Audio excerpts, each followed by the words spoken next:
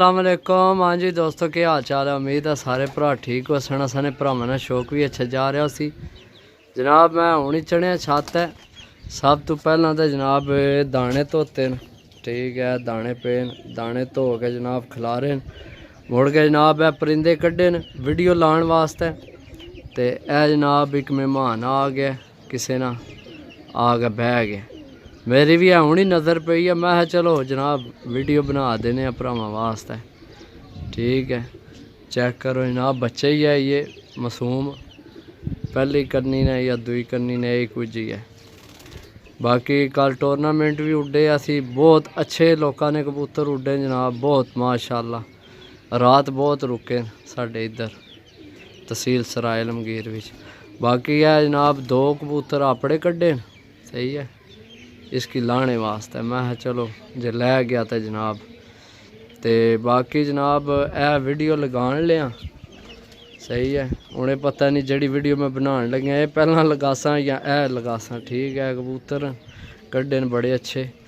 तो बाकी है जनाब चेक करो बच्चा, माशाल्लाह अच्छा बच्चा है जी। दोस्तों दसो हाँ ये केड़ी नस्ल है। टेडी है, गोल्डन है, केड़ा है। तरैना पे पिछे मिस्त्री लगे ना, घर ने पिछे साड़ी बैक साइड ते ये तां लगे तरैन। बाकी जनाब देखो जे अगर ढल आया तो जनाब ठीक है, ना ढलिया तो भी कोई गल नहीं जनाब।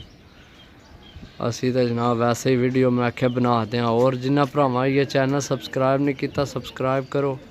असी जेड़ी वीडियो बनाइए लगाइए भरावां तक आसानी ना पहुँच सके तो बैल कान की जनाब दबा के तो नाल जेड़ा ना आल तक क्लिक कराया करो, तां सारियां वीडियो तुहाडे कोल पहुँचन। कई हाली दोस्त जनाब हाली बैल दबा छोड़ने, उस तो बाद जनाब कुछ भी नहीं। बाकी जनाब ये बच्चा ही है बैठे ही है, जे ढलिया तो फिर वीडियो बना लैसा और मज़ीद। बाकी ये इसना कोई प्रोग्राम नहीं, ठीक है, क्योंकि छत है ही बंद है। ए मैं जनाब कड्ढे लगाने वास्ते 10 पीस। तो बाकी चलो मेरा दिल है इन्ना नहीं वीडियो पहला लगा लैने, सही है। तो ये जनाब अगर ढल गया तो ठीक है, ना ढलिया तो भी कोई मसला नहीं, सही है। बाकी जनाब जेकर ढलिया पकड़िया तो फिर तुहानू शो कराने हैं।